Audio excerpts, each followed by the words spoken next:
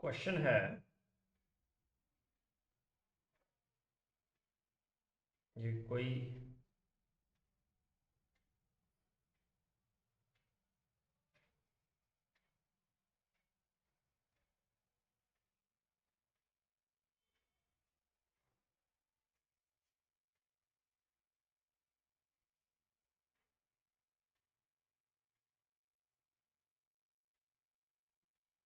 पूछ रहा है कि द नंबर ऑफ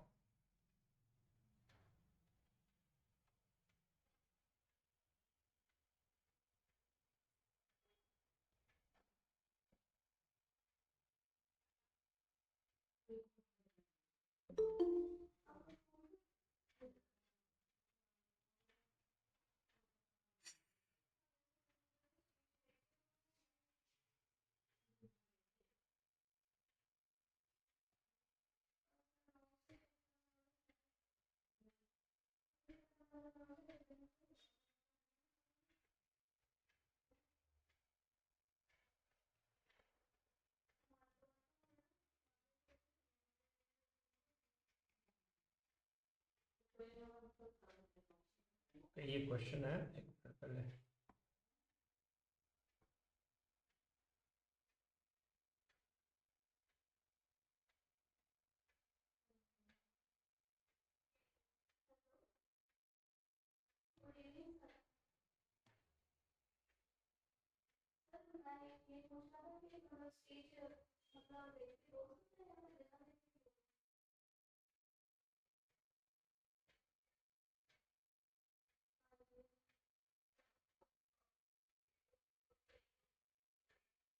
तो number of hyper conjugated structures बोलने हैं आपको।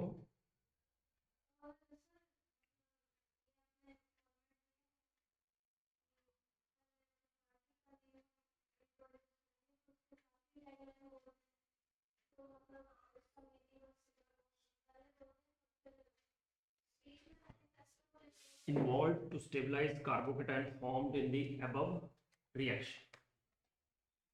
सबसे पहले आप क्या करो कि HBr अटैक करेगा तो बताओ कार्बोकेटाइन कौन सा बनेगा। सर OH और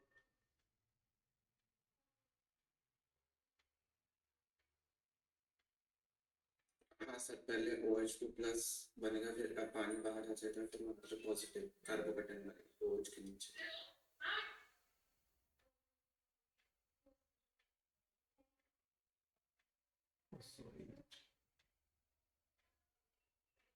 क्या हो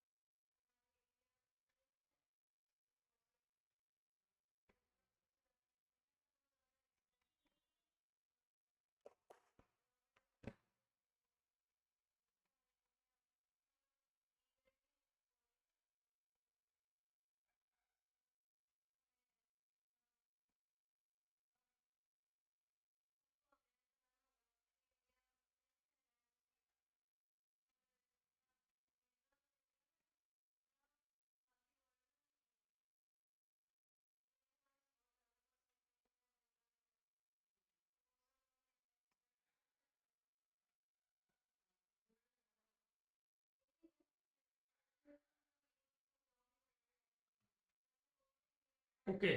तो सबसे पहले ये जो है H2O निकल जाएगा यहाँ से, ये H प्लस साइन अटैक करेगा तो ये बन जाएगा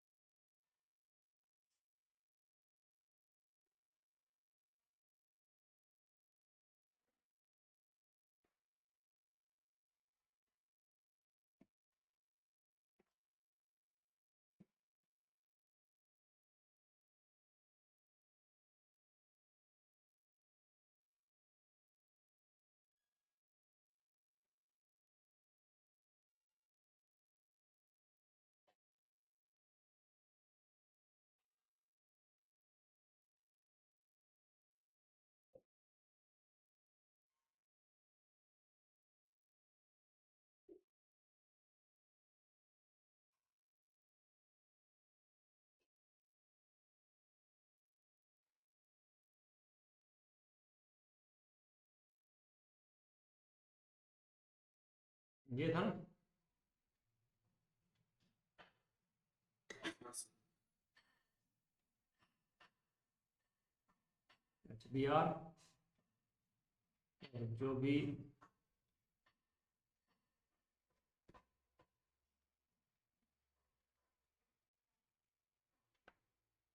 पहले बता सकते हो मेजर प्रोडक्ट कौन सा बनेगा?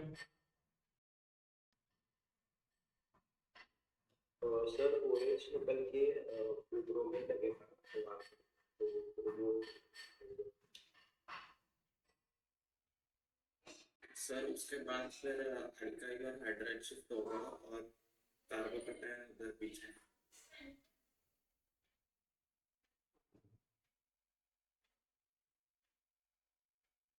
नहीं सिर्फ अल्काइल शिफ्ट होगा, इसके नीचे स्टोर करेंगे CH3।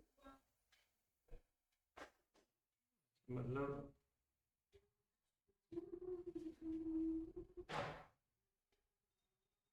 ये जो प्रोडक्ट है इसकी वो जो आप करते हो वो सब कुछ नहीं होगा, ऐसा ना?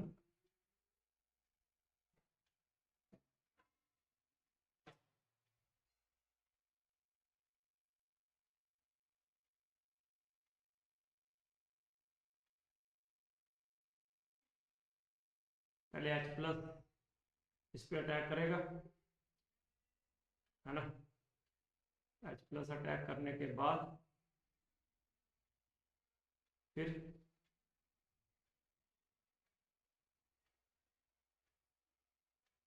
सर वहाँ पर ब्रोमीन अटैच होगा।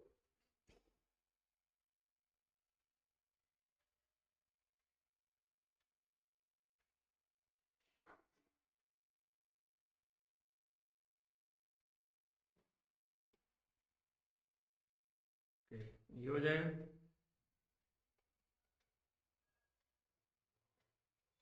सर OH पे प्लस।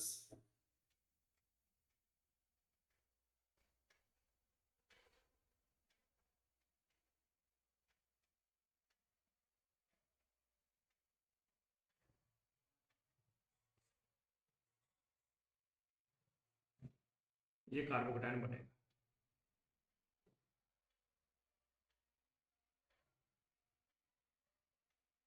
सर अब methyl shift. 1 to methyl shift, फिर उसके बाद हाइड्राइड शिफ्ट।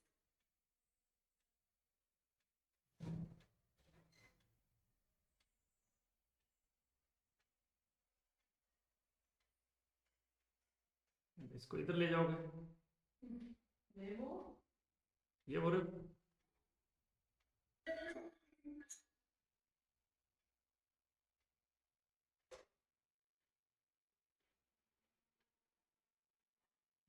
सर अब डिकॉज करते हैं हाइड्राइड शिफ्ट।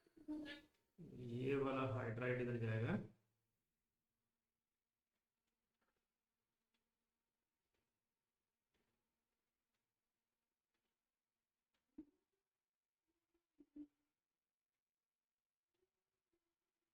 यहाँ पे Br नेगेटिव लगेगा।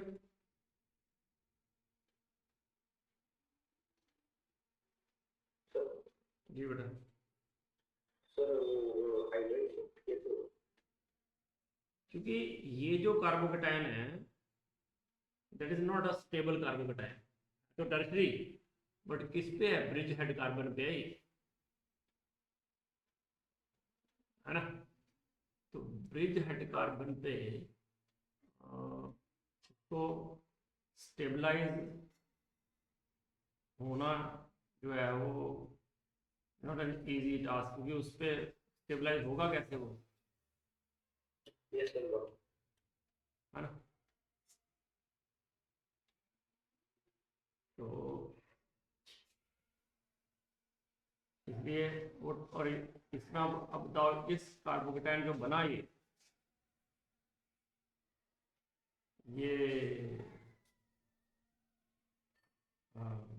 क्या कितने हाइपर कॉन्जुगेट स्ट्रक्चर बने?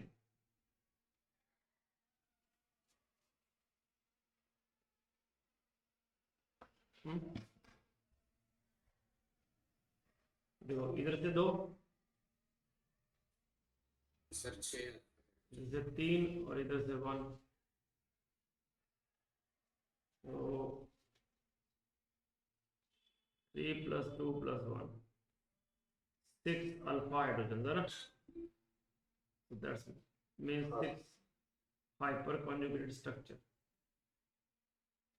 सर बट अभी डाउट ये है कि आंसर 7 है और उसका रीजन ये दिया है कि स्ट्रक्चर इटसेल्फ ऐसे काउंट करके 7 बोला। अच्छा, इस स्ट्रक्चर को इंक्लूड करके 6 + 1। सर यही समझा नहीं रीजन। क्योंकि देखो जब ये कार्बोकेटायन अपने आप में है ना? ये जो कार्बोकेटायन है अभी तो हाइपर कॉन्जुगेशन हुई नहीं है, तो हाइपर कॉन्जुगेटेड स्ट्रक्चर तो 6 ही बनेंगे, मतलब जब हाइपर कॉन्जुगेशन होगी, है ना, समझे नहीं? बट जो तो बिफोर और आफ्टर दोनों का। हाँ, तो इसलिए टोटल 7 बनेंगे। हाइपर कॉन्जुगेशन अल्फा हाइड्रोजन 6 है, तो हाइपर कॉन्जुगेशन 6 बार होगी, बट हुई किस पे? जो ओरिजिनल कार्बोकेटाइन है, समझे? इसलिए उसको काउंट करके उसमें, हाँ जी, पहले उसमें तो हुआ नहीं, बट जो हाइपर कॉन्जुगेशन हुई क्यों? Because of these alpha hydrogens. हुई किस पे? इस कार्बोकेटाइन पे। तो टोटल स्ट्रक्चर्स को काउंट कर रहा है वो। टोटल इसमें लिखा है ना कि क्वेश्चन है number of hyper conjugation structures involved to stabilize carbocation formed in the above reaction।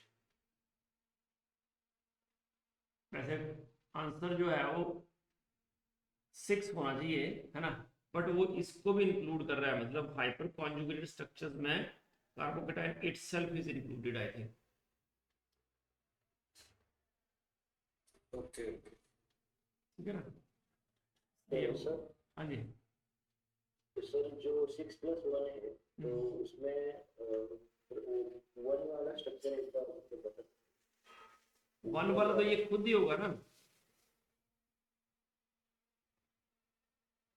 ये खुद ही 1 है। हाँ हाँ। ठीक है, सर मतलब जब रेजोनेंस के सब स्ट्रक्चर दिखाते हैं तब स्ट्रक्चर भी दिखाते हैं, उसको भी काउंट करते हैं ठीक। हाँ, +1 कर देने का बस, है ना? तो रेजोनेंस में ऐसा होता है ना, मतलब रेजोनेटिंग स्ट्रक्चर प्लस रेजोनेंस। हाँ, इसमें भी वो काउंट होता है जो ओरिजिनल होता यस। है। ओके, दूसरा जो है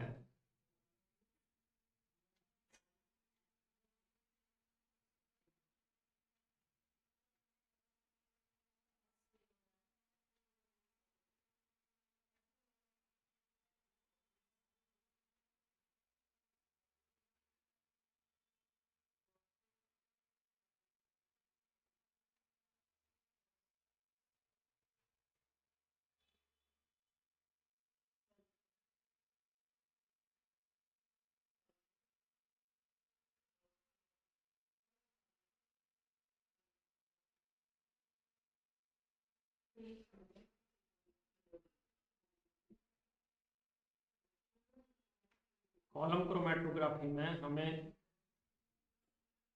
इनकरेक्ट स्टेटमेंट बतानी है।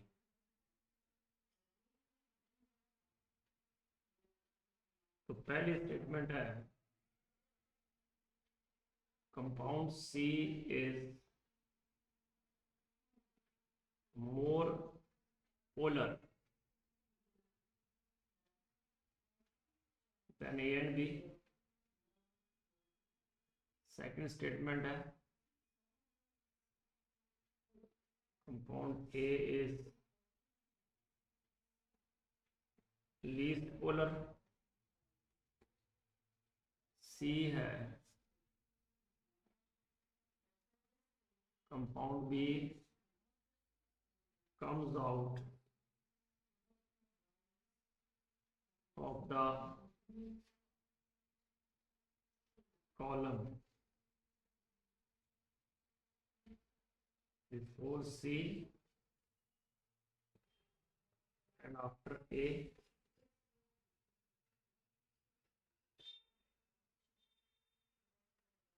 Compound A spends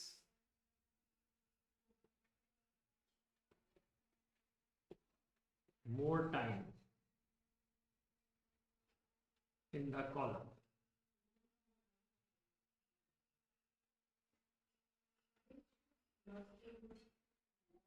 सबसे पहले एक्चुअली क्या उसने ये मेंशन नहीं किया कि इसके अंदर क्या है ना, मतलब मीडियम क्या है। बट अगर मेंशन नहीं किया इसका मतलब मीडियम क्या मानेंगे हम, सिलिका।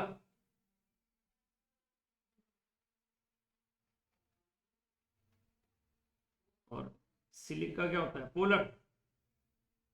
अगर सिलिका पोलर है तो आपको पता है लाइक लाइक क्या करते हैं, अट्रैक्ट। पोलर पोलर को अट्रैक्ट करेगा। अगर पोलर पोलर को अट्रैक्ट करेगा तो जिसकी अट्रैक्शन जो स्टेशनरी फेज है उसके साथ सबसे ज़्यादा होगी वो सबसे ज़्यादा देर तक रहेगा अंदर, मूव कम करेगा।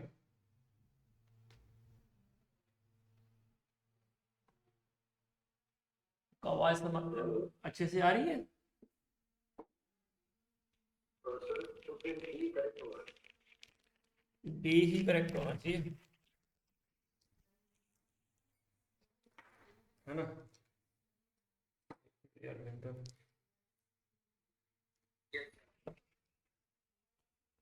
क्योंकि जो जितना ज़्यादा पोलर होगा वो उतने ज़्यादा, तो ए सबसे ज़्यादा पोलर होगा अकॉर्डिंग टू दिस, और सी लीस्ट पोलर होना चाहिए, है ना।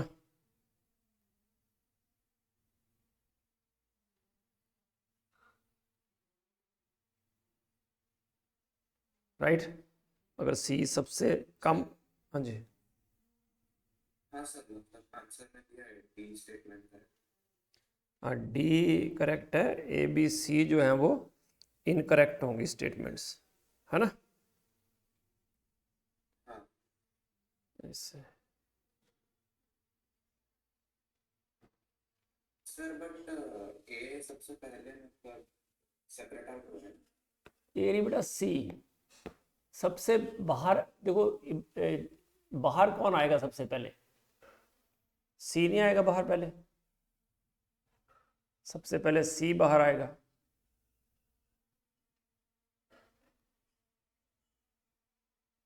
ये सबसे पहले सी बाहर आएगा ना, फिर बी बाहर आएगा, फिर ए बाहर आएगा।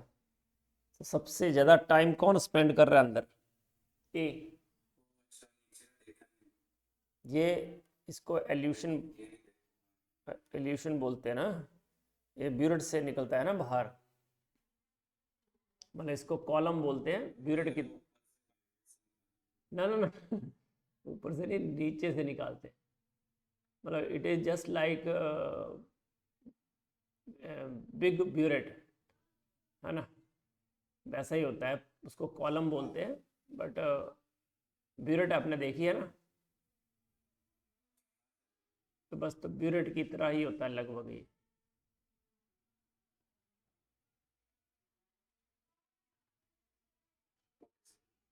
और किसी ने कुछ भेजा था डाउट क्या,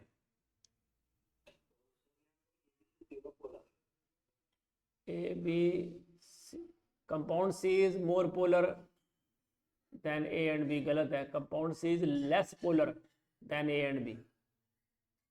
compound A is least polar, compound A is most polar. Compound C comes out of the column before B and A, or we can say compound B comes out of the column before A and after C, क्योंकि सबसे पहले तो C आएगा ना बाहर और सबसे आखिरी में A आएगा बाहर, ठीक है।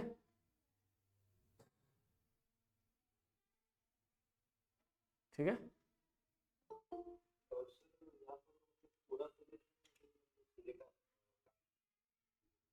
क्या हो रहे हो,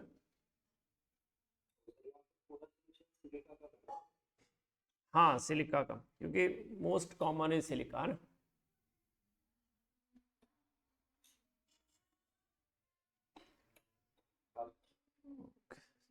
चलो तो स्टार्ट करते हैं।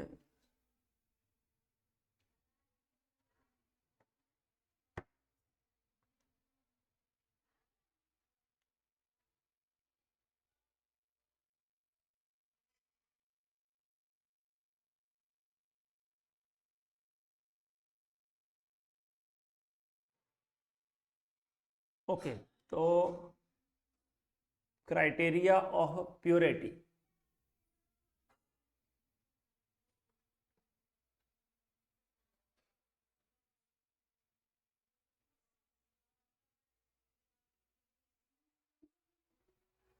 तो प्योरिटी के क्राइटेरिया में जो सबसे पहले हम देखते हैं, तो हम बॉइलिंग पॉइंट चेक करते हैं और मेल्टिंग पॉइंट चेक करते हैं। अगर मान लिया प्योर सॉलिड है तो वो मेल्ट करेगा at a definite temperature, range नहीं होगी, एक पर्टिकुलर टेम्परेचर आते ही वो मेल्ट हो जाएगा। और प्योर लिक्विड है तो ये उसका डेफिनेट बॉइलिंग पॉइंट होगा। प्योर सॉलिड जो है वो एक डेफिनेट टेम्परेचर पे मेल्ट करेगा, और प्योर लिक्विड जो है वो एक डेफिनेट उसका बॉइलिंग पॉइंट होगा। तो मेल्टिंग पॉइंट कैसे हम मेजर करते हैं, और मेल्टिंग पॉइंट होता क्या है?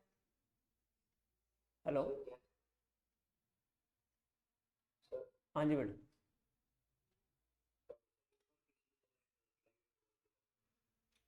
हाँ,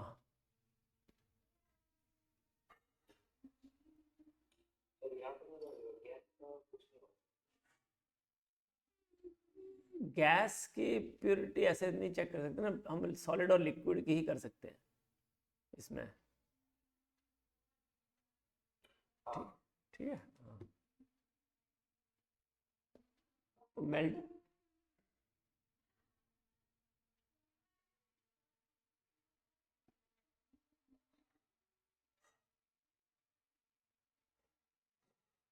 ओके, तो गुड इवनिंग।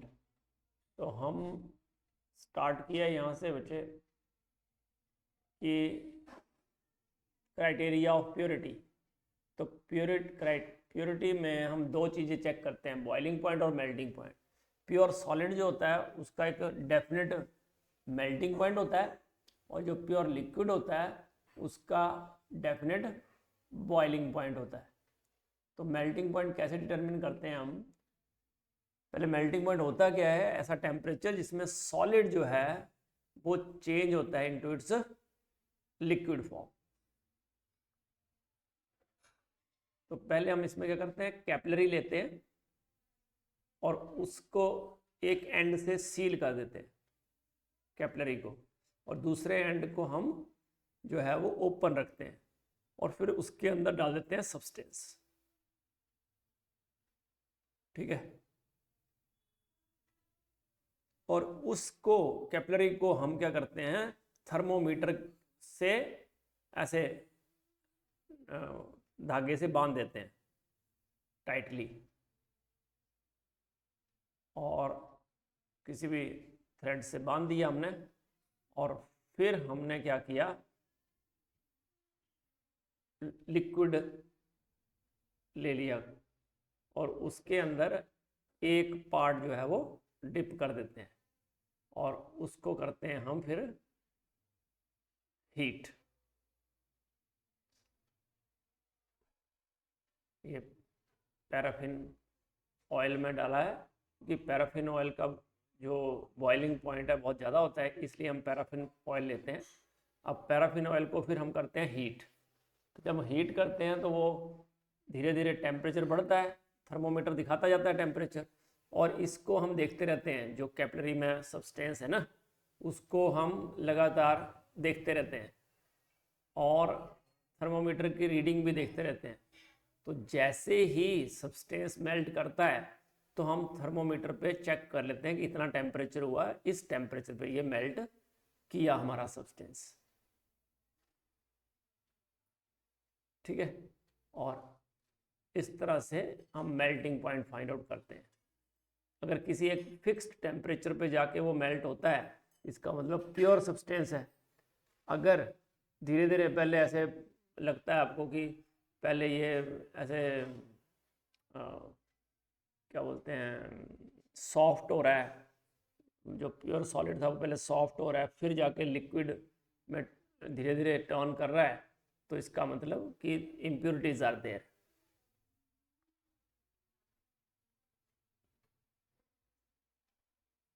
बॉइलिंग पॉइंट में क्या करते हैं, बॉइलिंग पॉइंट क्या होता है, ऐसा टेम्परेचर जिसमें लिक्विड का वेपर प्रेशर जो है एटमॉस्फेरिक प्रेशर के बराबर हो जाए। वैसे मेल्टिंग पॉइंट को भी ऐसे डिफाइन कर सकते हैं हम। मेल्टिंग पॉइंट क्या होता है, temperature at which vapour pressure of solid becomes equal to its liquid.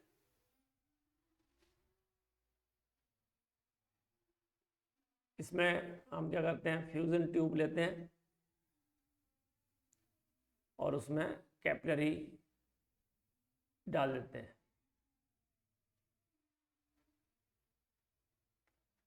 Capillary को देखो हमने कैसे लिए, कैपिलरी कैसे डाली है, उल्टी करके, है ना। नीचे ओपन एंड है, ऊपर वाला सील्ड एंड है, और उस फ्यूजन ट्यूब को हम थर्मोमीटर के साथ टाइट कर देते हैं थ्रेड से, और फिर वापस इसको वही फिसल फनल में ट्यूब में डालते हैं पैराफिन ऑयल में, और फिर हीट करते हैं। तो ऐसे करंट्स आते हैं, और जब ये इसके ऊपर कैपिलरी के सील्ड एंड में ऊपर वो शुरू हो जाए बनना वेपर, क्योंकि उससे टकराएंगे वेपर, तो वो क्या होगा, वेपर टकराने से क्या होगा, वो कंडेंस हो जाएंगे। अगर आपको कंडेंस लिक्विड उसके ऊपर नज़र आते हैं ट्यूब पे, इसका मतलब उस सब्सटेंस का बॉइलिंग पॉइंट आ गया है।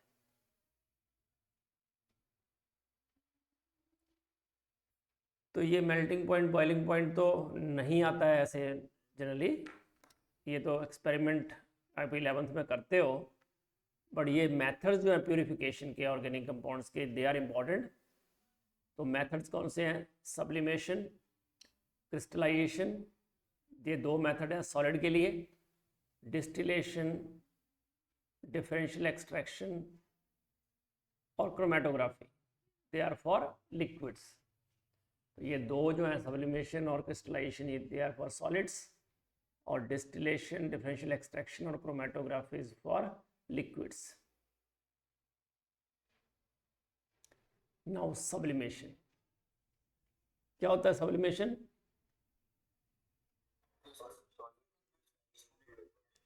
हाँ, जिसमें कन्वर्ट होता है solid directly into vapour without the intervening liquid state, इसमें लिक्विड स्टेट नहीं आती है ना। तो प्रोसेस ऑफ गलती से कंजर्वेशन लिखा है, कन्वर्जन, सॉरी।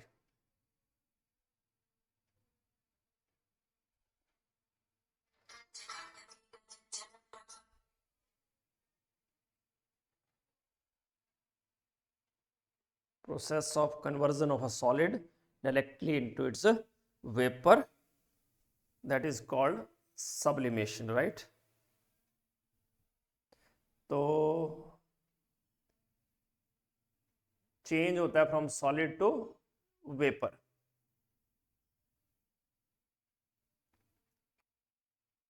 लिक्विड स्टेट नहीं आती उसके बीच में।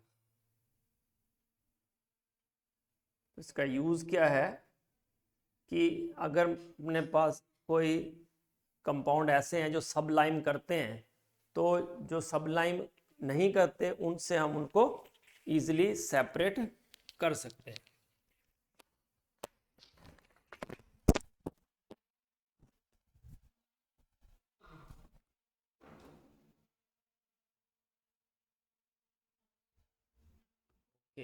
तो एक मिनट,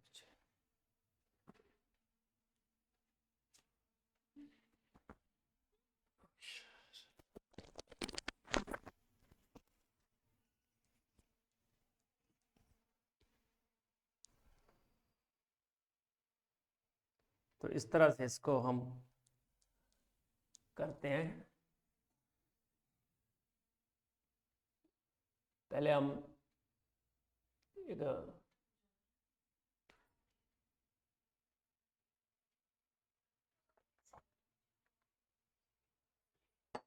वॉच ग्लास लेते हैं,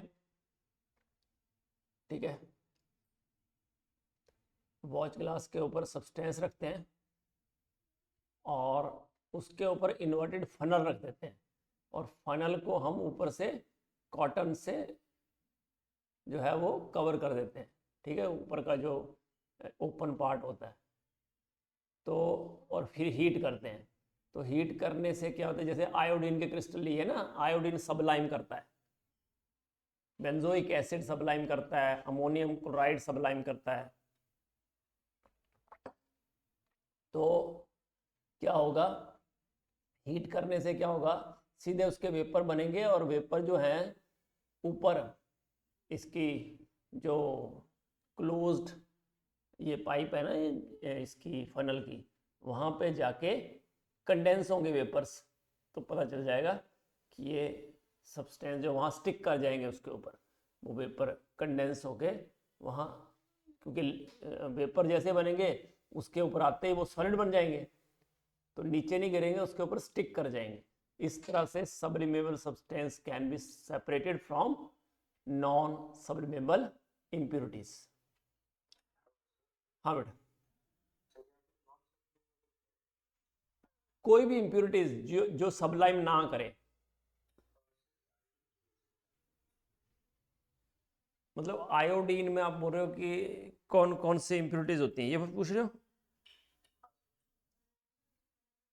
बच्चा डिपेंड करता है कि आप किस मेथड से बना रहे हो ना, है ना, जरूरी नहीं है कि वो, हाँ जी, हाँ हाँ हाँ,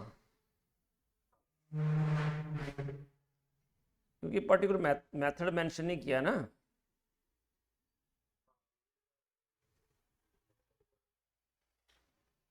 नहीं नहीं, ठीक है, हाँ बेटा, सर ये जो कैम्फर होता है इसका मतलब क्या होता है सर? ये भी सप्लीमेंट होता हाँ, कैम्फर इज ऑल्सो सब्लिमेबल, है ना, कैम्फर हो गया, फिर मतलब कैम्फर अगर हम इसका बात करें तो इसको कपूर बोलते हैं ना, है ना, ये जो मतलब आप ये पूछ रहे हो कि कैम्फर का फॉर्मूला क्या है ना, बट है कैम, वो भी इसी सब्सटेंस से हाँ जी, मतलब वो भी इन्हीं सब्सटेंस से बना है आयोडीन वगैरह। नहीं नहीं नहीं नहीं नहीं, कैम्फर का फॉर्मूला मैं लिख देता हूँ।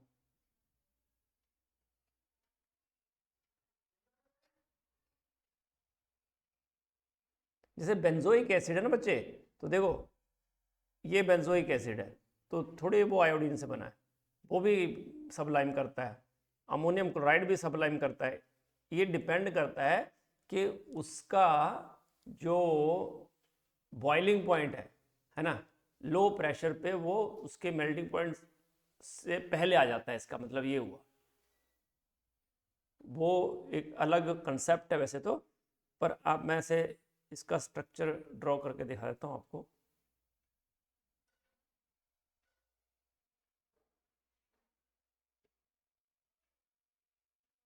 सॉरी,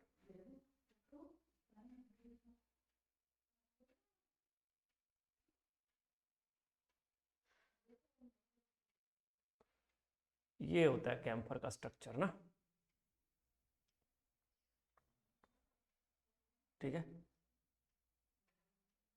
कैसे बना सकते हो आप, ये देखो, ये साइक्लोहेक्सेन रिंग है, उसको मैंने साइक्लोहेक्सेनोन बना दिया, और फिर एक CO के बगल वाला कार्बन और दूसरा उसके सेकंड कार्बन, इस तरह से ये जुड़ जाते हैं, बाईसाइक्लो कंपाउंड हो गए, है ना, और बाईसाइक्लो कंपाउंड बनने के बाद इसके ऊपर 2 मिथाइल एज अ सब्स्टिट्यूएंट्स, है ना। सर एक बार नेप्थलीन का दिखा सकते हो? हाँ जी, नेप्थलीन का दिखा सकते हो? Naphthalene, yes. हाँ बेटा, नेप्थलीन इज ऑल्सो, नेप्थलीन जो है ना वो भी अपना क्या होता है, सबलाइम करता है, तो नेफ्थलीन तो सिंपल 2 बेंजीन रिंग को फ्यूज कर दो तो इसको नेफ्थलीन बोलते हैं, ठीक है। तो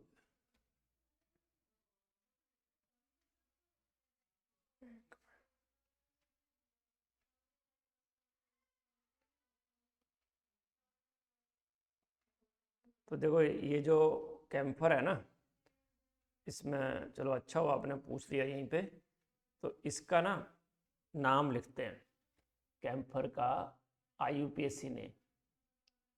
जैसे बाईसाइक्लो कंपाउंड जो होते हैं ना, शायद मैंने थोड़ा बहुत बताया भी हो पहले, जैसे ये है, मैंने बताया था ये बाईसाइक्लो कंपाउंड का नाम।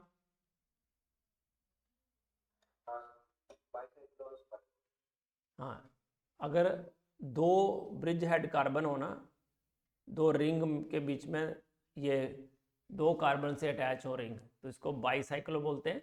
और इसका नाम क्या होगा कि इस ब्रिज हेड को इधर से जाएं अगर, तो 1 2 3 4,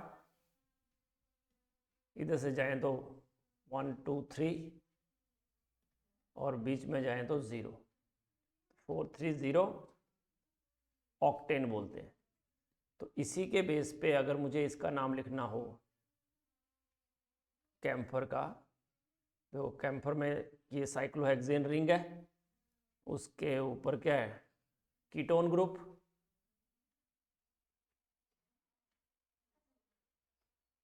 ऐसे ये है ना, तो ये बाईसाइक्लिक कंपाउंड है। तो अब इसके देखो ब्रिज हेड कार्बन कौन से हुए, ये 2, तो ये बाईसाइक्लो है ही, पर बाईसाइक्लो में ये कितने कार्बन है इस साइड, 2, इस साइड भी 2 और इधर बीच में 1, तो 2 2 2 1 हेप्टेन।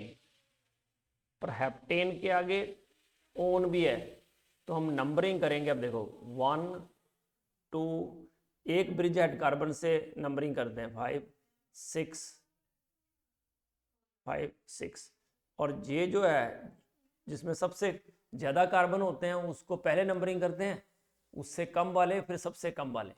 तो इसमें तो दोनों से साइड 2 2 ही थे, तो हमने क्या किया, पहले डबल बॉन्ड O को नंबरिंग दे दी ब्रिज हेड के बाद, तो 1 2 3 4 5 6 और ये 7, तो इसको 177 ट्राई मिथाइल हुआ ये, 177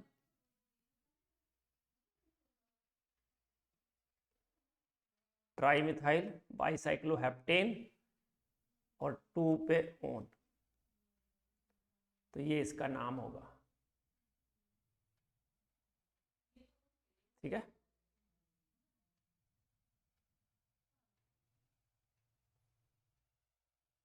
और संस्कृत में इसको बोलते हैं कपूर, हम भी कपूर ही बोलते हैं हिंदी में भी और संस्कृत में भी, ओके।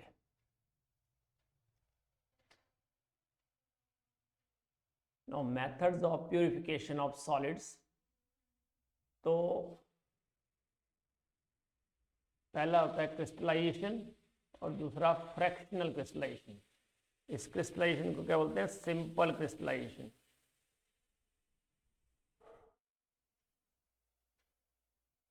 तो क्रिस्टलाइजेशन में क्या होता है, सॉलिड जो होता है इन प्योर और क्रिस्टलाइन फॉर्म, उसका पहले सॉल्यूशन बनाते हैं हम। तो इसका प्रिंसिपल क्या है कि जो सब्सटेंस है किसी गिवन सॉल्वेंट में that is more soluble at higher temperature than at lower temperature, तो हम क्या करते हैं, ऐसा सब्सटेंस और ऐसा सॉल्वेंट चूज करते हैं जिसकी सॉल्युबिलिटी लोअर टेम्परेचर पे कम हो और हायर टेम्परेचर पे ज़्यादा हो।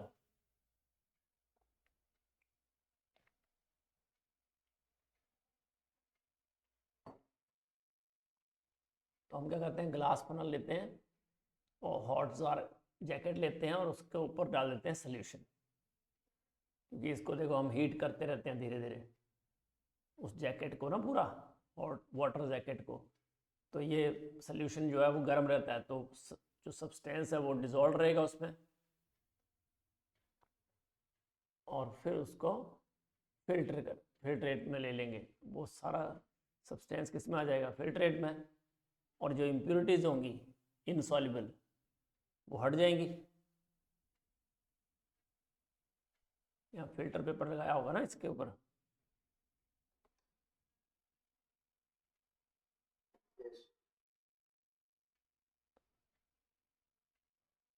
तो सॉल्वेंट कैसा होना चाहिए जिसमें कंपाउंड क्रिस्टलाइज हो सके, तो वो जो सॉल्वेंट होगा उसमें कंपाउंड जो है मोर सॉल्युबल होना चाहिए एट हाई टेम्परेचर और लेस सॉल्युबल होना चाहिए एट लो टेम्परेचर।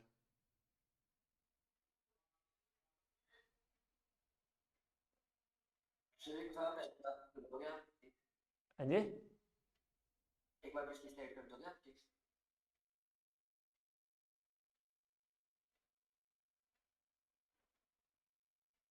मुझे समझ नहीं आया इसकी प्रोसेस। देखो सबसे पहले क्या करना है कि आपने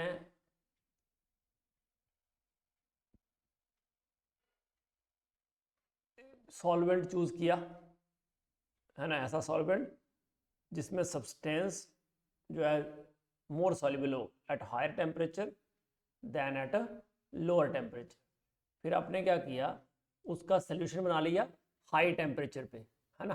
तो हाई टेम्परेचर पे अगर आप बनाते हो तो उसको मतलब अगर आप हॉट एयर जैकेट नहीं डाल रखते हो उसमें उसको सोल्यूशन को, तो टेम्परेचर तो लो होता जाएगा धीरे धीरे, तो वो तो ऊपर ही क्रिस्टलाइज हो जाएगा। पर हमें उसको हॉट ही रखना है ना, हाई टेम्परेचर पे रखना है। तो हम क्या करते हैं, ये हॉट एयर जैकेट जो है ना, ये ग्लास फनल लिया है ना, और उसको हॉट वाटर जैकेट पे रख दिया फनल को, है ना। तो क्या रहेगा, वो जो ग्लास है वो गर्म रहेगा, मतलब जो सोल्यूशन है वो भी हाई टेम्परेचर पे रहेगा। क्यों रखना है हाई टेम्परेचर पे, ताकि जो सब्सटेंस है वो हाँ सॉल्युबल रहे, और उसमें जो इम्प्योरिटीज होंगी वो उस सॉल्वेंट में इनसॉल्युबल होनी चाहिए।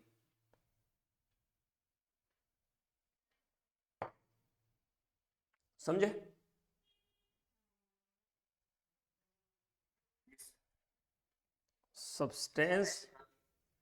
सब्सटेंस जो है सॉल्युबल होगा इन गिवन सॉल्वेंट, कब, एट हाई टेम्परेचर, प्लस जो इम्प्योरिटीज हैं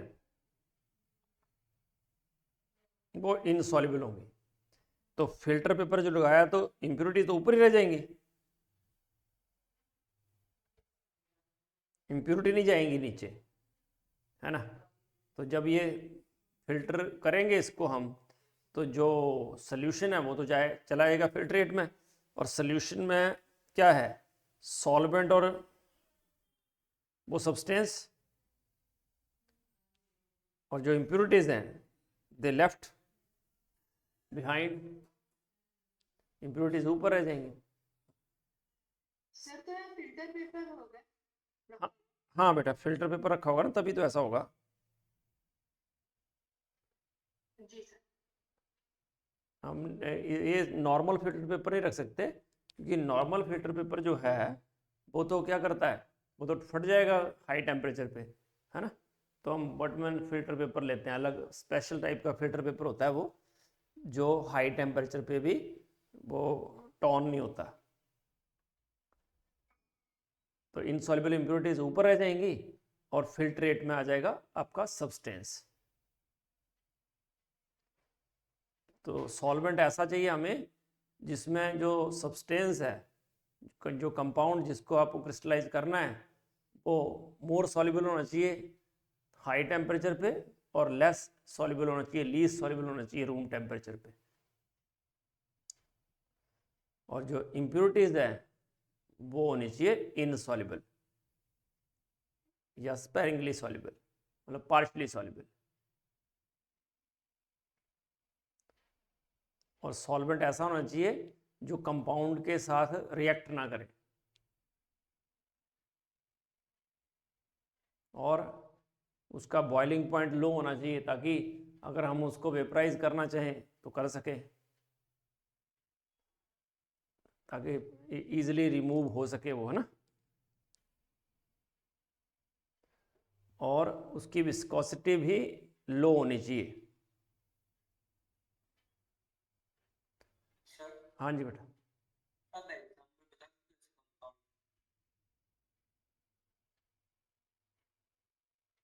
अच्छा,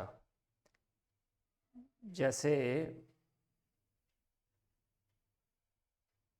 अच्छा मैं तो फिल्ट्रेशन निकाल देता,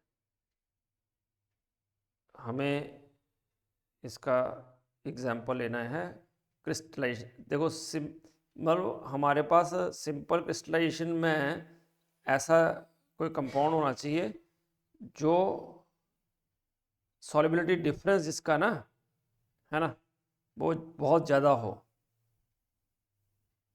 अगर सॉल्युबिलिटी डिफरेंस, मतलब इसका प्रिंसिपली ये है डिफरेंस इन सॉल्युबिलिटी, है ना। तो इसमें हम क्या करते हैं, जैसे मान लिया हमने ये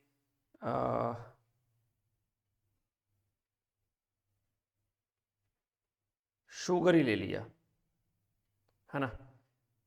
वो अपने वो देखा है गुड़ बनाते हुए, देखे हैं जैगरी? Yes, sir. तो क्या करते हैं वो, पहले क्या करते हैं कि उस जो सब्सटेंस होता है उसका सैचुरेटेड सॉल्यूशन बनाते हैं।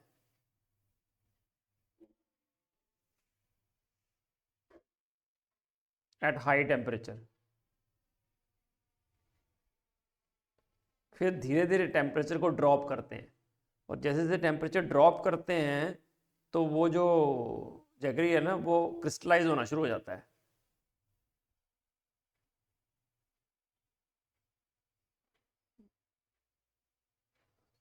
समझे, मतलब उसकी क्रिस्टलाइजेशन शुरू हो जाती है।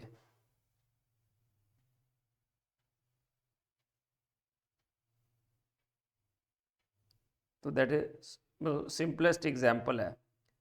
इवन जो NaCl होता है ना,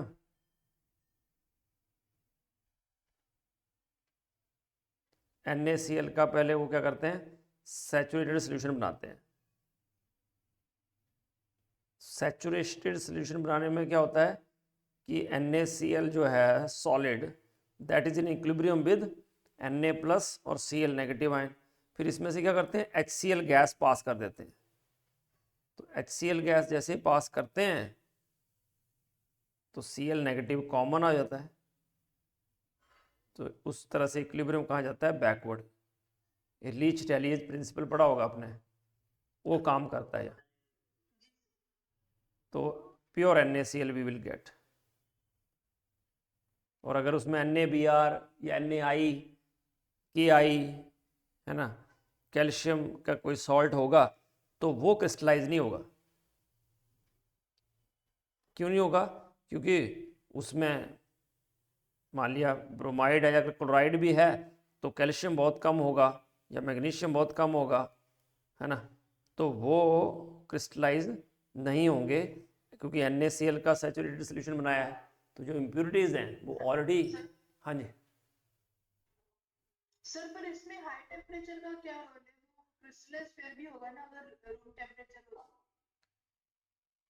नहीं, पहले जो सॉल्यूशन है NaCl जो no it is more soluble at high temperature than at low temperature, है ना। तो पहले हम सैचुरेटेड सॉल्यूशन बनाते हैं एट हाई टेम्परेचर। इवन देखा होगा आपने कि हाई टेम्परेचर होता है तो शुगर एकदम डिजॉल्व हो जाती है, वो पता है चाशनी बनाते हैं जो रसगुल्ले बनाने के लिए या इसके लिए, उसमें भी क्या करते हैं, हाई टेम्परेचर पे रखते हैं हम। तो जब तक तो वो इवन वो जो जलेबी बनाते हैं वो भी ये शुगर सोल्यूशन ही होता है ना, वो उसमें डिप करते हैं। सर इसीलिए ठंडी में वो जम जाती है। हाँ, तो जब तक तो शुगर वो उसमें है, मतलब शुगर प्लस वाटर जो है वो हाई टेम्परेचर पे है, तब तक तो वो शुगर सोल्यूशन बना रहता है।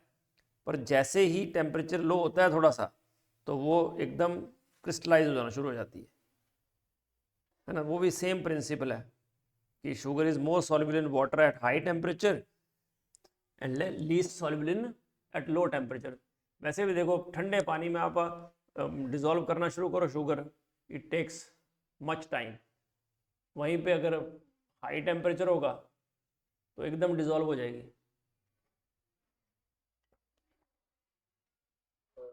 हाँ जी। सर वो जो मतलब चॉकलेट्स जो होते हैं ना, जैसे कि डेयरी मिल्क और वो सब, हम्म। तो उसमें जो वाइट लेयर आती है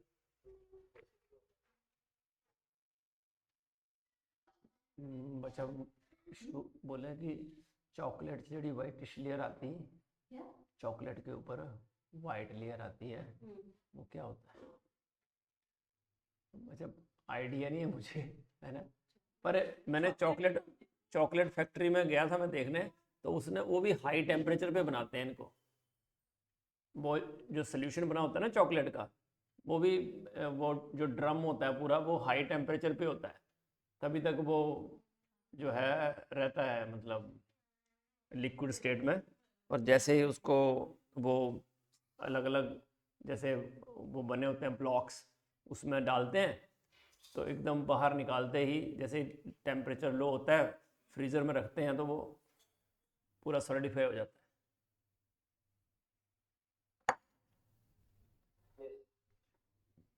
बट वो ब्रिटिश लेयर क्या होती है, that I don't no.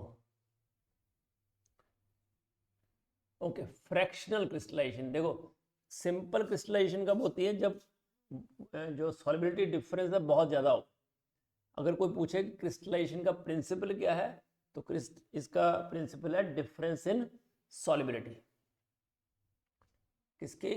Substance की और इम्प्योरिटीज की। ठीक है, there is large difference in the solubility of जो ऑर्गेनिक कंपाउंड है और इम्प्योरिटीज है in a given solvent. Fractional crystallization में क्या होता है कि we can separate to or more solids जिनकी सॉलिबिलिटी डिफरेंट हो in the same solvent at the same temperature. But जो डिफरेंस है सॉलिबिलिटी में वो बहुत कम हो, तो सबसे पहले कौन सा सब्सटेंस क्रिस्टलाइज होगा? जो लीस्ट सॉल्युबल होगा, वो अलग हो जाएगा पहले, और फिर उस लीस्ट सॉल्युबल सब्सटेंस को सेपरेट कर लेंगे और फिर उसकी रिक्रिस्टलाइजेशन करेंगे, बार बार करेंगे, ताकि जो अगर थोड़ा बहुत दूसरा सब्सटेंस भी उसमें बच गया हो तो वो सेपरेट होता रहे। सर हाँ जी। सर जिसका बॉइलिंग पॉइंट कम होगा वो पहले क्रिस्टलाइज होगा ना? बॉइलिंग पॉइंट नहीं आएगा बच्चे इसमें, क्योंकि वो उसमें वो डिस्टिलेशन में आएगा। जिसका बॉइलिंग पॉइंट कम होगा वो जल्दी वेपर बनाएगा, है ना। इसमें सर वो फ्रीजिंग पॉइंट। फ्रीजिंग पॉइंट बोल सकते हो, है ना। बट यहाँ पे प्रॉब्लम क्या है कि हम उस सब्सटेंस के, वो तो पहले से ही सॉलिड स्टेट में ही है सब्सटेंस, है ना, बट डिजॉल्व स्टेट में है ना। उसको हमें मतलब लिक्विड से सॉलिड नहीं बनाना है, आप जो बोल रहे हो ना। फ्रीजिंग और मेल्टिंग तो तब आएगा जब लिक्विड से सॉलिड। यहाँ ये ऑलरेडी सॉलिड स्टेट में है बट डिजॉल्व स्टेट में है ना। डिजॉल्व स्टेट से उसको हमें जो है वो बनाना है, क्रिस्टलाइज करना है, मतलब इनसॉल्युबल करना है। तो इनसॉल्युबल कब होगा? एक तो कॉन्सेंट्रेशन हाई होनी चाहिए और टेम्परेचर क्या हो जाना चाहिए? लो, क्योंकि प्रिंसिपली बोल रहा है कि हाई टेम्परेचर पे वो ज़्यादा सॉल्युबल होगा। ऐसा ही सॉल्वेंट चूज करना है हमें जिसमें सब्सटेंस मोर सॉल्युबल हो एट हाई टेम्परेचर और लेस सॉल्युबल हो एट लो टेम्परेचर। ठीक है, अब पहले least soluble substance crystallise out हो गया, हट गया वो पूरा स्टेप वाइज मेथड से, और उसके बाद नंबर आएगा मोर सॉल्युबल सब्सटेंस का, उसके बाद वो क्रिस्टलाइज आउट होगा। सर तो जब पहला वाला सब्सटेंस क्रिस्टलाइज होगा तो बाकी वाले सॉल्वेंट में वैसे ही रहेंगे ना? हाँ उसके बाद जब वापस क्रिस्टलाइज करेंगे तब दूसरा वाला। हाँ जी, हाँ जी, बिल्कुल, है ना, क्योंकि अगर हमें दो सब्सटेंस सेपरेट करने हैं तब हम ये फ्रैक्शनल क्रिस्टलाइजेशन करेंगे। अगर हमें एक ही चाहिए तो हम सिंपल क्रिस्टलाइजेशन करेंगे। जी सर। इनमें से which one is not a criteria of purity? Density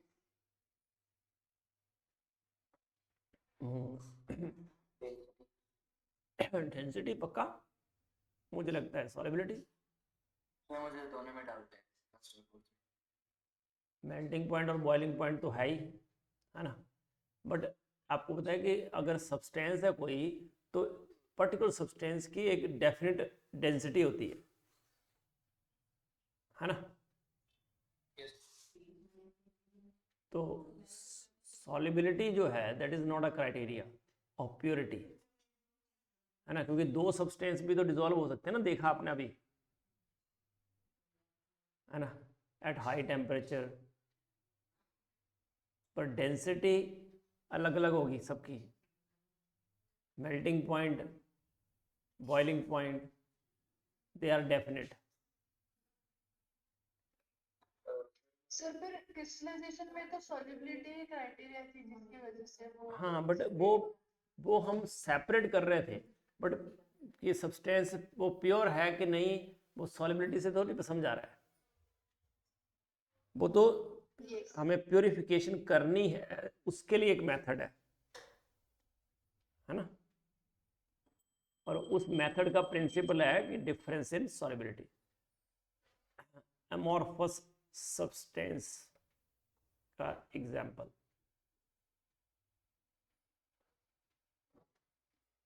देखो क्रिस्टलाइन सब्सटेंस जो होते हैं ना, याद रखना सारे ऑर्गेनिक कंपाउंड क्रिस्टलाइज्ड होते हैं, क्रिस्टलाइज आयनिक कंपाउंड क्रिस्टलाइज होते हैं, मेटल क्रिस्टलाइज होती है,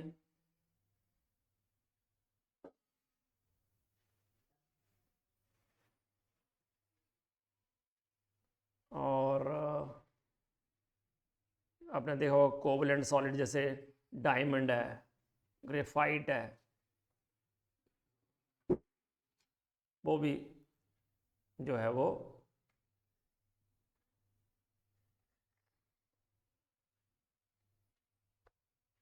तो इनमें से कौन सा आपको लग रहा है कि अमॉर्फस सब्सटेंस होगा? ग्लास। देखो ग्लूकोज ऑर्गेनिक कंपाउंड है, यू नो, एलम जो है जैसे पोटैश एलम है तो ये आयनिक कंपाउंड है, डबल सॉल्ट होता है, ये दो सॉल्ट होते हैं इसमें।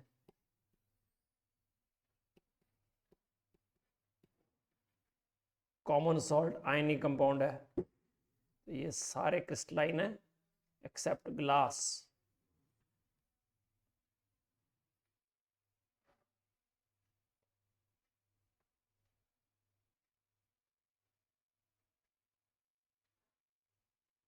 क्रिस्टलाइन सब्सटेंस में क्या क्या होता है?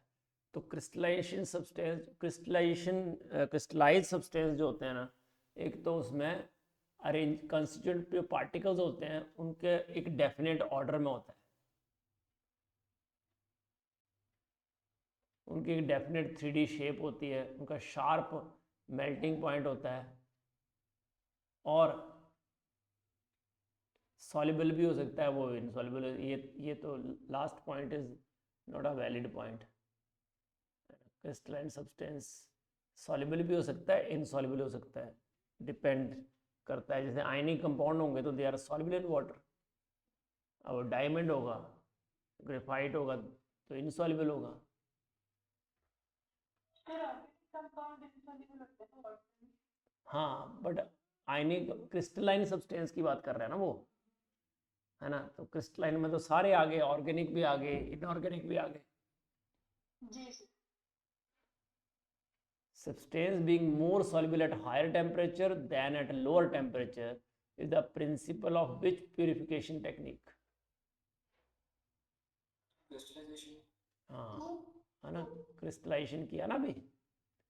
सब्लिमेशन का क्या है कि if one substance is sublimable, impurities are non sublimable, तो they can be separated by sublimation.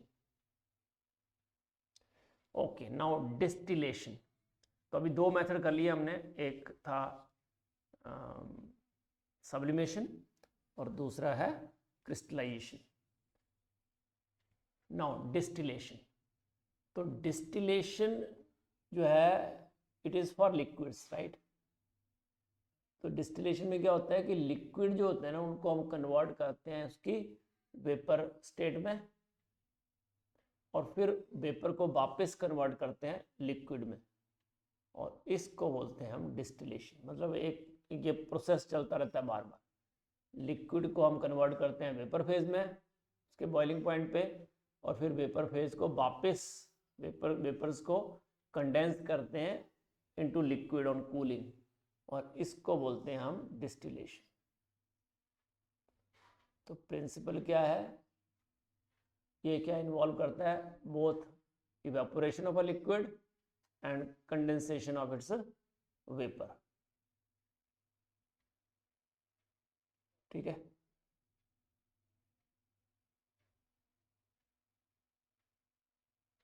तो सिंपल डिस्टिलेशन कैसे करते हैं, ये स्टैंड है, ठीक है। उसके ऊपर अपने राउंड बॉटम फ्लास्क लगाइए, नीचे जो है वो आप इसके ये लिक्विड है जो इम्प्योर है, इस ट्राइपॉड स्टैंड के ऊपर ये वायर गॉज लगाइए, और फिर इसको हम हीट करेंगे। ये डिलीवरी ट्यूब है और इसके ऊपर लगा दिया, थर्मोमीटर फिक्स कर देते हैं, और फिर यहाँ कंडेंसर लगा देते हैं जिसमें वाटर इन वाटर आउट होता है, और इसके अंदर पोर्सिलेन पीस डाल देते हैं ताकि बम्प ना हो, लिक्विड में बम्पिंग ना हो। और फिर यहाँ पे लगा देते हैं हम, जो ऑन कर देते हैं गैस, है ना, बंसन बर्नर है ये, इसमें ऑन कर दिया हमने गैस।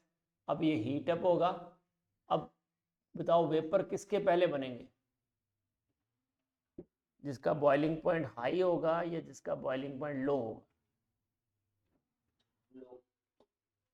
हाँ, तो जिसका बॉइलिंग पॉइंट लो होगा उसके वेपर बनेंगे, और वेपर जो हैं वो इधर से जाएंगे, और यहाँ पे आपको होता है इस ट्यूब में क्या है, ये वाटर फ्लो हो रहा है, ऊपर नीचे क्या बन जाएगा, वो वेपर लिक्विड बन जाएंगे, और इस साइड हम उनको कलेक्ट कर लेंगे, इसको रिसीवर बोलते हैं। और यहाँ पे ये लिक्विड फॉर्म में देखो, वाटर जो है वो इन आउट होगा, प्योर लिक्विड, ताकि वो चलता रहे पूरा प्रोसेस, मतलब कूलिंग। तो वेपर बनेंगे, और वेपर इस जैसे कंडेंसर ट्यूब में जाएंगे, कंडेंस होके लिक्विड फॉर्म में यहाँ पे निकाल लेंगे। तो लो बॉइलिंग लिक्विड जो है उसको अलग कर लेंगे। इन मतलब एक किस्म का समझो कि वोलेटाइल सब्सटेंस और नॉन वोलेटाइल इम्प्योरिटीज से सेपरेट करना हो तो सिंपल डिस्टिलेशन इज इनफ। क्योंकि नॉन वोलेटाइल मतलब जिसके वेपर ना बने, तो वो तो इसके अंदर ही रहेंगे, और जो वोलेटाइल होंगे, वेपर बनाते होंगे, वो दूसरे कंटेनर में आ जाएंगे। हाँ बेटा। सर वो पॉलीथीन पीसेस के यूज करते क्योंकि देखो हीट करते हैं ना, तो लिक्विड क्या होता है, कई बार बम्प करता है, जैसे इकट्ठा, क्योंकि ये तो क्लोज्ड है ना पूरा, तो क्या होता है कि मतलब एकदम बहुत सारे वेपर बनते हैं, है ना, तो वो क्या होता है, बम्प करते हैं बार बार, मतलब लिक्विड बाहर आना शुरू हो जाता है पंप से। देखा होगा आपने कई बार, जब दूध रखा होता है तो दूध के ऊपर वो लेयर बन जाती है, जब देखा कभी, तो वो एकदम जो लेयर निकलती है, जैसे वो बहुत सारे वेपर इकट्ठे बाहर आते हैं, तो क्या होता है, पूरा बम्प करता है ना वो लिक्विड। बट मतलब वेपर प्रेशर कंट्रोल नहीं, जो भी वेपर बनेंगे जल्दी जल्दी बाहर आएंगे, क्योंकि पोर्सिलिन पीसेस जो है उनको वहाँ पे रहने नहीं देंगे वेपर्स को अंदर, क्योंकि लिक्विड के अंदर अगर वेपर बन के रहते हैं ना ज़्यादा देर, इकट्ठे वेपर बनते हैं बहुत सारे, तब बम्पिंग होती है एक्चुअली। तो पोर्सिलिन पीसेस उसको डिस्टर्ब्ड रखेंगे, मतलब लिक्विड को ना, उसको स्टैटिक नहीं होने देंगे ज़्यादा देर तक। हाँ जी बेटा। सर ये ग्रीन एरो क्या दिखा रहे हैं? अच्छा, ये दिखा रहा है कि ये है ना, ये वाला पार्ट, इसमें वाटर जाएगा अंदर, है ना, इसके ये पूरा ना, मतलब उस ट्यूब के ऊपर ट्यूब लगी है ये, जिसमें पानी घूम रहा है पूरा। हाँ, हॉट वाटर बाहर आता जाएगा, कोल्ड वाटर अंदर जाता जाएगा। ये फ्रेश वाटर से लगा देंगे ना हम, इसको टैप से लगा देंगे और इसको सिंक में डाल देंगे। ओके सर, तो एक वाटर का इनलेट और आउटलेट है। हाँ, ये water in, fresh water in जाएगा, जो कूल वाटर होगा वो इन होगा, और हॉट वाटर आउट होगा, बस इतना सा। ओके ठीक है, ओके। No fractional distillation. तो फ्रैक्शनल डिस्टिलेशन में क्या होता है कि दो या दो से ज़्यादा लिक्विड हमें अगर सेपरेट करने हो, जो मिसिबल हों, मतलब डिज़ोल्व होते हों एक दूसरे में, है ना, components of a mixture of two or more miscible liquids, जिनका बॉइलिंग पॉइंट थोड़ा बहुत डिफरेंस हो, है ना, बॉइलिंग पॉइंट में डिफरेंस हो, उनको हम सेपरेट करना हो तो हम फ्रैक्शनल डिस्टिलेशन करते हैं। तो इसका प्रिंसिपल क्या है, अगेन वैसे ही कि जो मोर सॉल्युबल लिक्विड होगा वो पहले डिस्टिल आउट हो जाएगा। Boiling point. हाँ, और लेस वोलेटाइल लिक्विड जो है बाद में आएगा। तो इसमें करते क्या हैं, वैसे ही राउंड बॉटम, किससे measure होती है? बॉइलिंग पॉइंट बेटा, जिसका बॉइलिंग पॉइंट लो वो मोर वोलेटाइल। यस, तो बॉइलिंग पॉइंट से मतलब वोलेटिलिटी डिसाइड होती है। बिल्कुल बिल्कुल, मतलब वेपर कितनी इजीली बनाता है, तो कौन इजीली बनाएगा, जिसका बॉइलिंग पॉइंट क्या होगा, लो, जी है ना, और जिसका बॉइलिंग पॉइंट हाई होगा वो इजीली नहीं बना पाएगा। तो इसमें देखो, एक कॉलम लगाया, फ्रैक्शनेटिंग कॉलम,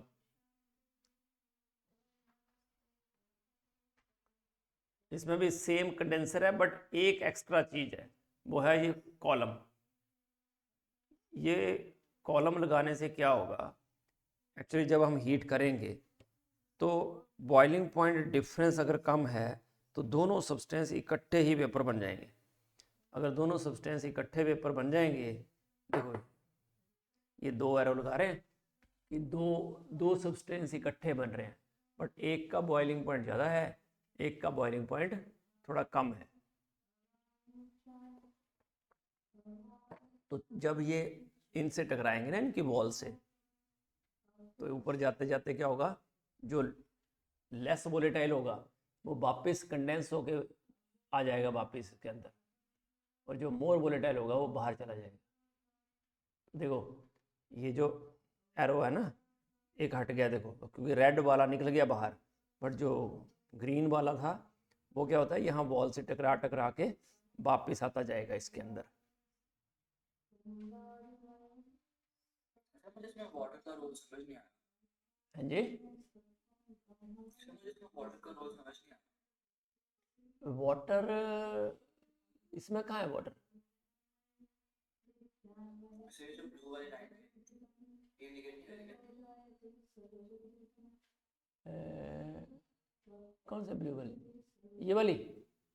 अच्छा अच्छा बेटा, ये एक्चुअली क्या है ना, ये एक ट्यूब है, मतलब अंदर वाली ट्यूब, ये वाली जो है ना, ये वाली देखो, ये दिख रही है ट्यूब,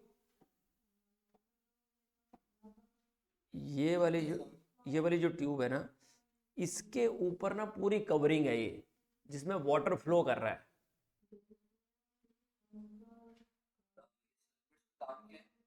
उसको कूल करना, जो वेपर बन रहे हैं ना, वेपर को, हाँ, कंडेंस करना है ना, उससे कंडेंसेशन हो जाएगी ना।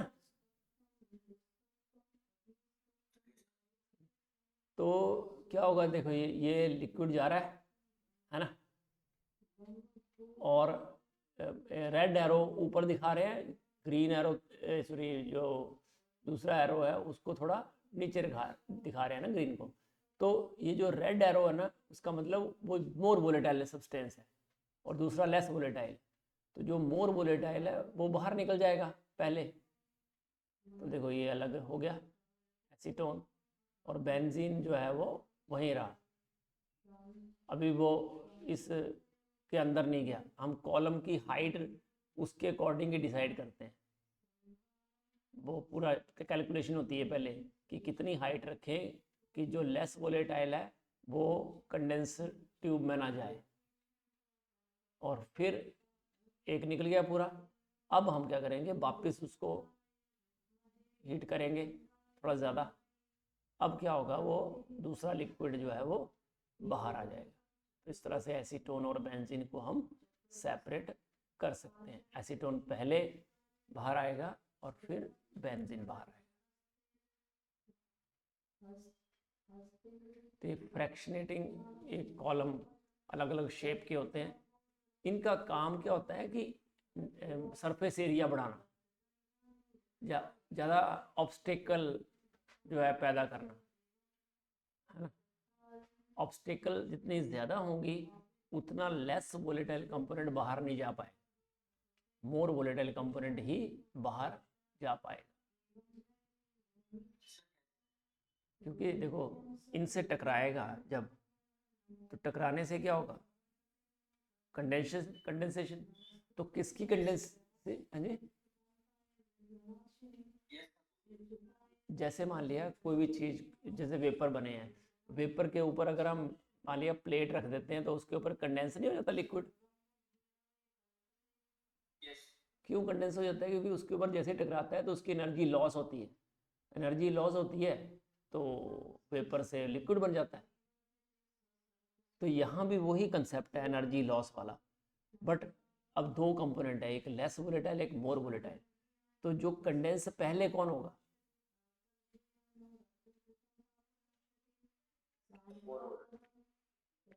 लेस वोलेटाइल बेटा, जिसके वेपर बनाने की टेंडेंसी कम थी फिर भी जबरदस्ती वेपर बन गए हैं, तो वो जैसे इन वॉल से टकराएगा, इनसे टकराएगा, तो वो बाहर नहीं निकल पाएगा, वो लिक्विड बनता जाएगा अंदर और वापस आ जाएगा।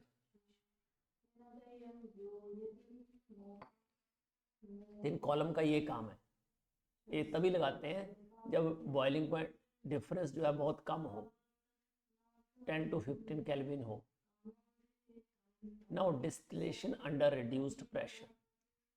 अब आप बताओ मुझे कि जो हिली एरिया है वहाँ पे पढ़ा था हमने 10th में कि जो है food takes more time to cook. क्यों? क्योंकि सर वहाँ पर प्रेशर कम है। तो प्रेशर कम होने से क्या हो रहा है? Sir, because boiling point होता है वो point temperature जहाँ पे atmospheric pressure is equal to vapor pressure, ज़्यादा टाइम लगता है। नहीं, मैं पूछ रहा हूँ कि हाँ, नहीं, मैं ये बोल रहा हूँ कि मान लिया जैसे रूम टेम्परेचर में, सॉरी, सी लेवल पे वाटर का बॉइलिंग पॉइंट है 100 डिग्री सेल्सियस, तो हाई एल्टीट्यूड पे कितना होगा? उतना ही होगा बॉइलिंग पॉइंट ऑफ वाटर, या ज़्यादा हो जाएगा या कम हो जाएगा? कम हो जाए।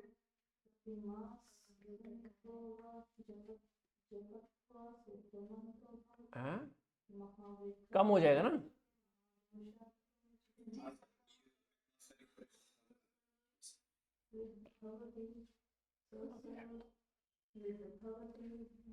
कम हो जाएगा, राइट? अगर कम हो जाएगा तो मान लिया कि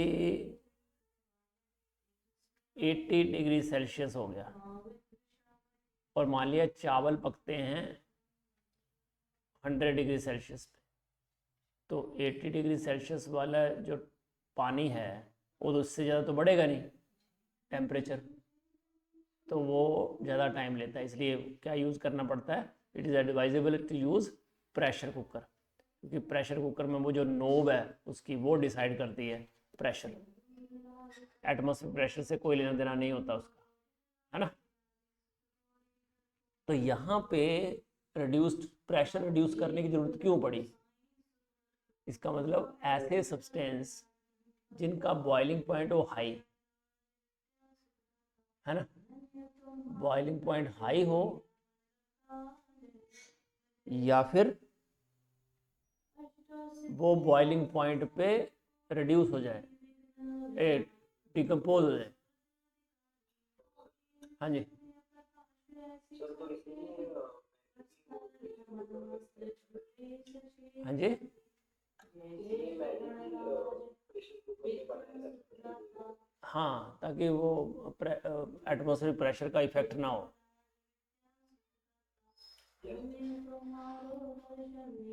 तो इसमें क्या करा जाता है? सेम सेटअप है, पर बस उसमें एक चीज़ करी जाती है कि यहाँ पे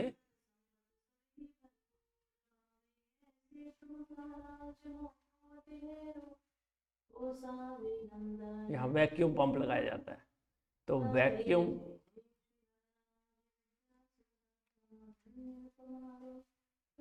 ये वैक्यूम पंप लगाने से क्या होता है कि उसका प्रेशर अंदर रिड्यूस हो जाता है। तो प्रेशर रिड्यूस होने से उसका बॉइलिंग पॉइंट कम हो जाता है, तो वो बिफोर इट्स बॉइलिंग पॉइंट वो वेपर बना देता है ना, वेपर स्टेट में आ जाता है बिफोर इट्स बॉइलिंग पॉइंट। क्योंकि बॉइलिंग पॉइंट पे हो सकता है वो सब्सटेंस ऐसा हो, जैसे ग्लिसरॉल है, वो शायद 573 केल्विन होता है उसका, कि 543 उसका बॉइलिंग पॉइंट है, उस पर वो डिकम्पोज हो जाता है। तो उसके नीचे टेम्परेचर पे उसको वेपराइज करना पड़ेगा। तो ये मैनोमीटर लगाया जाता है, तो उससे प्रेशर मेंटेन करते हैं less than atmospheric pressure. Sir 5 अच्छा 563 ना, तो उस पर वो ग्लिसरॉल जो है वो डिकम्पोज हो जाता है, तो इसलिए उसको लो टेम्परेचर पे उसको करना पड़ता है हमें। तो लिखा है ना, applicable to purification of liquids that have high boiling point and decompose at or below their boiling point. या तो ऐसा लिक्विड हो जिसका बॉइलिंग पॉइंट हाई हो, या ऐसा लिक्विड हो जो डिकम्पोज हो जाए eight or below their boiling point. इसका प्रिंसिपल क्या है? एक्सटर्नल प्रेशर को लो कर देते हैं तो बॉइलिंग पॉइंट जो है डिक्रीज हो जाता है लिक्विड का।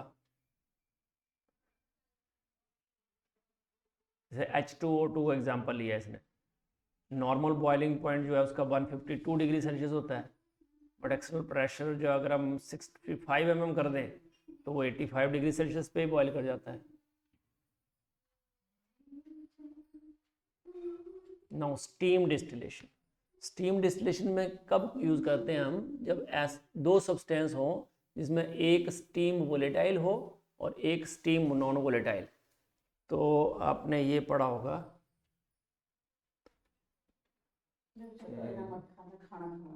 एक मिनट,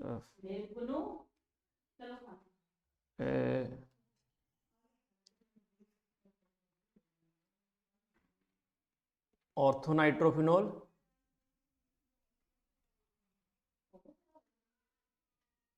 और पैरानाइट्रोफिनोल। सर एक में इंट्रामॉलिक्यूलर हाइड्रोजन बॉन्डिंग होती है और एक में इंटरमॉलिक्यूलर। एक में इंट्रा होती है, एक में इंटर होती है, और जो इंट्रा मॉलिक्यूलर वाला है उसका बॉइलिंग पॉइंट लो होता है।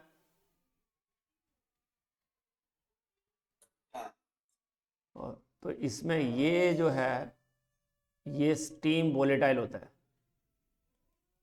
तो अगर दो, हाँ, क्योंकि उसका लो बॉइलिंग पॉइंट होता है ना। तो क्या करते हैं इसमें हम, देखो यहाँ से स्टीम बनाते हैं और स्टीम जो है इसमें जाती है और स्टीम के साथ जो सब्सटेंस है वो वेपराइज हो जाता है। तो जो स्टीम वोलेटाइल होता है वो इधर आ जाता है और जो स्टीम नॉन वोलेटाइल होता है, जो लेस वोलेटाइल होता है, वो यहीं रहता है। इस तरह से we can separate steam volatile substance. तो जैसे ऑर्थोनाइट्रोफिनोल और पैरानाइट्रोफिनोल बने हों किसी रिएक्शन में, तो हम ऑर्थोनाइट्रोफिनोल को रिसीव कर सकते हैं, पैरानाइट्रोफिनोल वही रह जाएगा।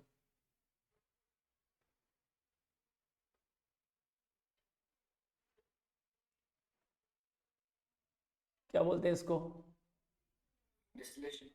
Distillation, right. जिसमें लिक्विड जो है पहले कन्वर्ट होता है वेपर में और फिर vapour condensed back to liquid, that is called distillation. जब बॉइलिंग पॉइंट डिफरेंस जो है दो मिक्सिबल लिक्विड में बहुत ही कम हो तो हम क्या यूज करेंगे? फ्रैक्शनल डिस्टिलेशन यूज करेंगे। फ्रैक्शनल डिस्टिलेशन, ठीक है ना। हाँ, थर्ड। ओके,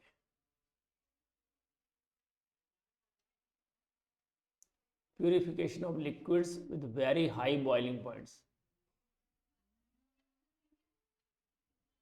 बोलो। Sir first under reduced pressure. हाँ, रिड्यूस्ड प्रेशर पे करेंगे।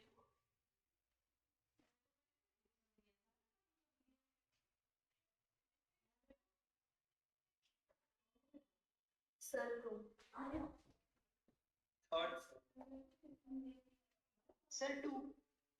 इम्पल्स कॉलम बोलते हैं इसको, पर ऐसा मुझे लगता नहीं ऐसा क्वेश्चन आएगा, क्योंकि ये तो बड़ा ही टिपिकल हो जाएगा। Okay, chromatography. क्रोमैटो में क्रोमा मीन्स कलर, राइट। इसमें एक स्टेशनरी फेज होता है, एक मोबाइल फेज होता है। स्टेशनरी फेज जो है वो होता है सॉलिड और लिक्विड, और मोबाइल फेज जो है होता है लिक्विड और गैस। तो पहली है एडजॉर्प्शन क्रोमेटोग्राफी। एडजॉर्प्शन क्रोमेटोग्राफी का प्रिंसिपल क्या है? डिफरेंशियल एडजॉर्प्शन, मतलब कि जो पर्टिकुलर, अभी कॉलम क्रोमेटोग्राफी का एग्जांपल किया था जैसे हमने, कि जो ज़्यादा एडजॉर्ब होता है वो कम मूव करता है और जो कम एडजॉर्ब होता है वो ज़्यादा। पहले बताओ एडजॉर्प्शन क्या होती है? अच्छा मैं आपसे पूछने वाला था। जैसे चौक से लिखते हैं ना बोर्ड पे, बोर्ड पे अगर चौक से लिखा है या वो पेन से लिखा है, तो वो जो चौक या पेन का इंक है वो कहाँ रहता है? सरफेस के ऊपर ही रहता है ना, उसके अंदर थोड़ी चला जाता है। जी सर। तो दैट इज कॉल्ड एडजॉर्प्शन, कि जिसकी कॉन्सेंट्रेशन सरफेस पे ज़्यादा हो rather than in the bulk, that is called adsorption. तो डिफरेंट जो कंपाउंड्स होते हैं they are adsorbed on an adsorbent to different degrees. ये कॉलम क्रोमेटोग्राफी है। देखो ये कॉलम है, यहाँ पे स्टॉप कॉक लगी होती है जस्ट लाइक जो ब्यूरेट है। ये स्टेशनरी फेज है जिसमें ये एडजॉर्बेंट है पूरा। एडजॉर्बेंट क्या होता है? जैसे मैंने चौक और बोर्ड की बात करी ना, तो जो बोर्ड है उसके ऊपर वो इंक चौक एड्जॉर्ब होती है ना, तो बोर्ड क्या हुआ, स्टेशनरी फेज, एड्जॉर्बेंट हुआ, और जो चौक है दैट इज एड्जॉर्बेट। तो यहाँ पे क्या है, जो कंपाउंड्स हैं वो इसके ऊपर एड्जॉर्ब होंगे, तो वो है एड्जॉर्बेट, और जो मतलब कॉलम बनाया होगा पूरा दैट इज एड्जॉर्बेंट। तो सिलिका जेल होता है, पूरा जेल होता है, उसके ऊपर पूरा जो मिक्सचर होता है उसको हम डाल देते हैं, तो धीरे धीरे वो नीचे आता है। तो बताओ सबसे नीचे कौन आएगा, जो ज़्यादा एड्जॉर्ब होगा या कम? हाँ, लीस्ट एड्जॉर्ब सबसे नीचे रहेगा और मोस्ट एड्जॉर्ब्ड ऊपर रहेगा।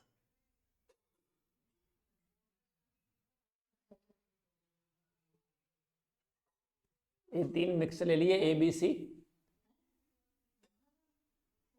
तो सबसे ऊपर A है, नीचे B और C है।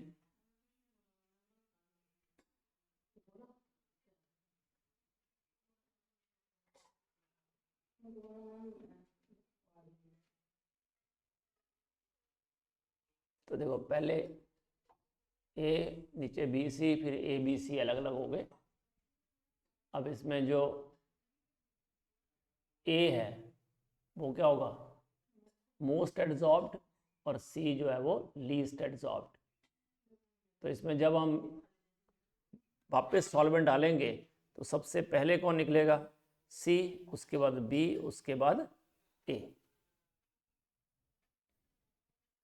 थिन लेयर क्रोमेटोग्राफी में क्या होता है, ये ना एक प्लेट होती है पूरी, मतलब उसमें इस तरह से, जैसे अपने नेगेटिव देखा होगा कि नहीं, पर ऐसी प्लेट होती है जिसके ऊपर ना सिलिका की लेयरिंग करी होती है। उस लेयरिंग के ऊपर क्या करते हैं, 2 सेंटीमीटर ऊपर ना एक बेस लाइन बना देते हैं हम, और उसके ऊपर सिरिंज से ना, सिरिंज लेके, इंजेक्शन लेके उसके ऊपर एक मिक्सचर की ड्रॉप लगा देते हैं, और फिर उसको सॉल्वेंट में डाल देते हैं, जिसमें ये डिप नहीं होगी, ये थोड़ा सा ऊपर रहेगा, प्लेट डिप होगी। तो जैसे जैसे ये सॉल्वेंट ऊपर जाएगा, इसको मोबाइल फेज बोलते हैं, वैसे वैसे ये ड्रॉप भी ऊपर जाएगी सॉल्वेंट के साथ। तो इस तरह से ये आएगा। देखो स्पॉट इधर आ गई और सॉल्वेंट सबसे ज़्यादा मूव करेगा, तो ये सबसे ऊपर आ गया, ये डेवलप होगी फिल्म आपकी। फिर इसकी डिस्टेंस माप हम इंच टेप से या जो स्केल होती है उससे नाप मेज़र कर लेंगे। जो स्पॉट है, सब्सटेंस है, वो x डिस्टेंस मूव किया है, और जो सॉल्वेंट है वो y डिस्टेंस मूव किया है ना।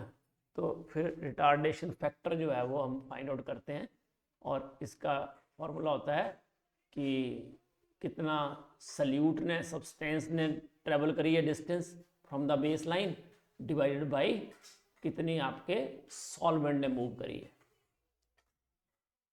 तो RF फैक्टर निकालते हैं, इसको रिटार्डेशन फैक्टर भी बोलते हैं। और ये जो वैल्यूज है ना, वो आपको गूगल में आप लिखोगे ना RF value of different compounds, तो आपको पता चल जाएगा, वो दी होती है लिटरेचर में, पूरी वैल्यूज दे रखी होती है, और उससे हम आइडेंटिफाई कर लेते हैं कि कौन सा कंपाउंड है। पार्टीशन क्रोमेटोग्राफी में क्या करते हैं, सेम वही स्टेशनरी फेज और मोबाइल फेज होता है। जैसे देखो ये, जैसे कॉलम क्रोमेटोग्राफी थी, वैसे ही ये पेपर क्रोमेटोग्राफी है।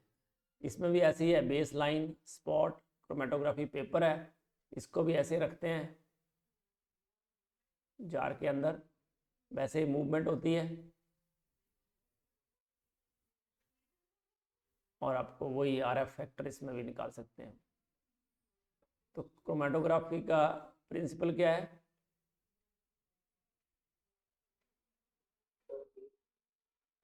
सर 4 नहीं, एडजॉर्प्शन बेटा, it is not diffusion, it is difference in adsorption है ना, कि जो ज़्यादा एडजॉर्ब होगा वो ऊपर रहेगा, जो लेस एडजॉर्ब्ड होगा वो नीचे आ जाएगा, है ना। जी सर।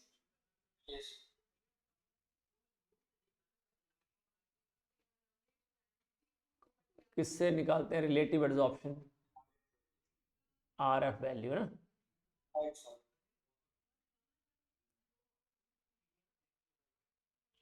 पार्टीशन क्रोमेटोग्राफी कौन सी इनमें से,